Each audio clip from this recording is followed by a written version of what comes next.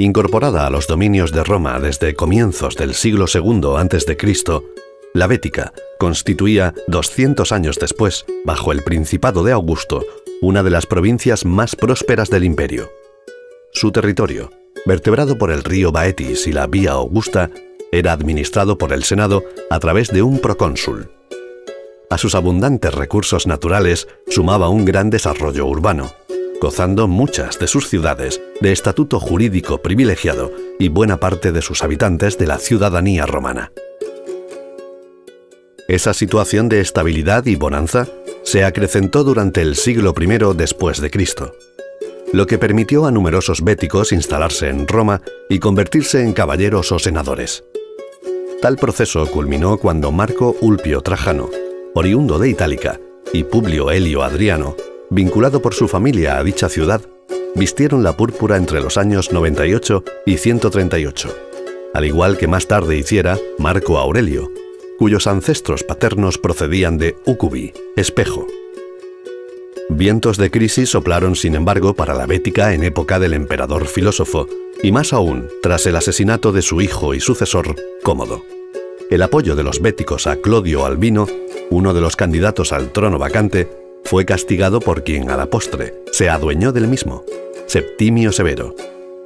Desde entonces, y aun cuando nunca dejó de ser una tierra fecunda y rica, Baética perdió el importante peso político ostentado en la etapa alto imperial en favor de otras provincias. El culto imperial romano hunde sus raíces en Grecia y más concretamente en la etapa helenística, cuando muchas ciudades griegas concedieron honores divinos en vida a Alejandro Magno. Tras su muerte, Alejandro fue divinizado oficialmente, instaurándose un culto de estado en torno a su figura que, desde Egipto, se difundió por el Mediterráneo oriental. Durante 3 siglos, coexistieron en los reinos helenísticos el culto de las ciudades a reyes vivos, de los que recibían o esperaban recibir favores, y el impuesto por el poder regio, de carácter dinástico, centrado primero en los monarcas fallecidos y después, también, en los reinantes y sus esposas. Roma tomó contacto con estas costumbres a finales del siglo III a.C. Años más tarde, varias poleis griegas rindieron culto a Tito Quinctio Flamínino en agradecimiento por su liberación del yugo macedonio. En los 2 siglos siguientes, y a la par que surgía el culto a la diosa Roma, otros romanos obtuvieron también en Grecia los más altos honores, aunque algunos, como Cicerón, los rechazaron. Julio César fue el primer gobernante romano que obtuvo en vida honores divinos decretados por el Senado, siendo tal vez incluso divinizado antes de su asesinato. Lo fuera o no, en el año 42 a.C., a instancias de Octavio, heredero de César, el Senado ordenó levantar en el foro un templo para Divus Iulius y designó a Marco Antonio sacerdote, flamen de su culto. Tras derrotar a este en Actium, Octavio, nombrado Augusto el año 27 a.C., comenzó a ser también objeto de veneración en todo el imperio. Ciudades e individuos le dedicaron altares y templos, frecuentemente en compañía de Dea Roma. Ese culto a Augusto vivo y a su familia fue atendido por sacerdotes y otros cargos locales. En zonas poco romanizadas de Occidente, Augusto fomentó su culto junto al de Roma en torno a altares territoriales. En cambio, en la urbs rechazó por completo los honores divinos. A su muerte, el Senado le decretó la consecratio. Augusto pasó a ser Divus Augustus, una divinidad estatal. En Roma se creó un sacerdocio específico y se construyó un templo para el nuevo Divus. Desde entonces y hasta principios del siglo IV, fueron muchos los emperadores y emperatrices divinizados por el Senado tras su fallecimiento.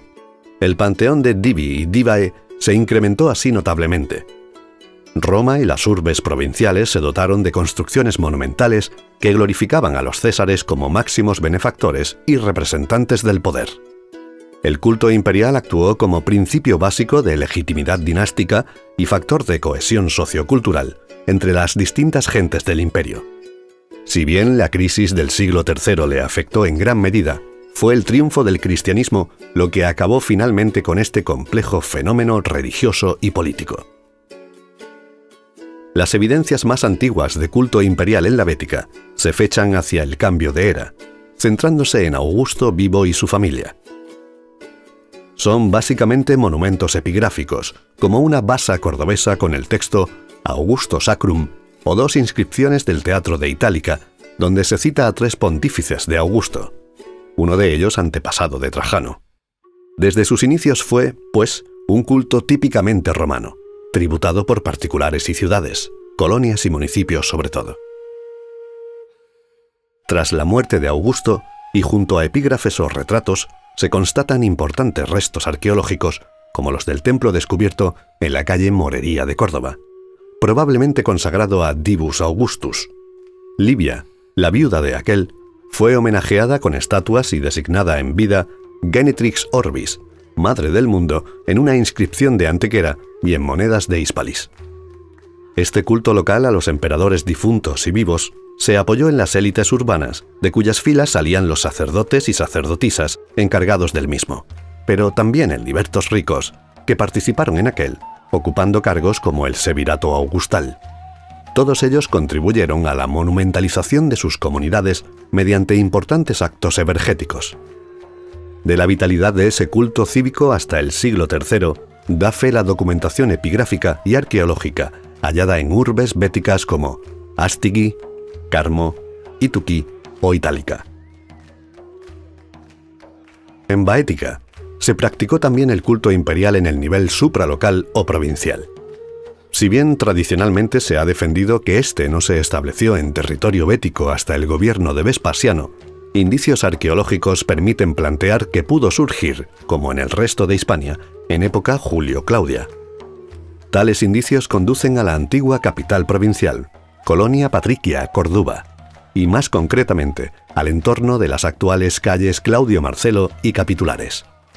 Allí, proyectado más allá de la muralla urbana y junto a la vía Augusta, se levantó a mediados del siglo I después de Cristo un gran complejo arquitectónico dispuesto en terrazas, constituido por un templo marmóreo, hexástilo y pseudoperíptero, una plaza intermedia y un gran circo.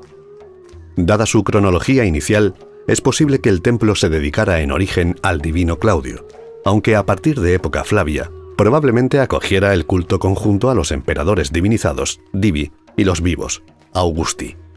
Quizá fue en ese gran recinto sacro, al menos entre finales del siglo I después de Cristo y las últimas décadas de la centuria siguiente, donde los representantes de las ciudades béticas se reunieron anualmente en asamblea o concilio para celebrar en común ritos y fiestas en honor a los césares, elegir de entre ellos al sacerdote Flamen Provinciae, que debía encargarse del culto por un año, y debatir sobre sus relaciones con el gobernador provincial y el emperador. A finales del siglo II, por razones aún sin aclarar, se abandonó buena parte de este complejo monumental, quedando solo el templo en funcionamiento varias décadas más. Actualmente se ignora cómo afectó tal hecho al culto imperial bético. No obstante, los pedestales de estatua de flámines provinciales atestiguan su perduración al menos hasta los años 60 del siglo III.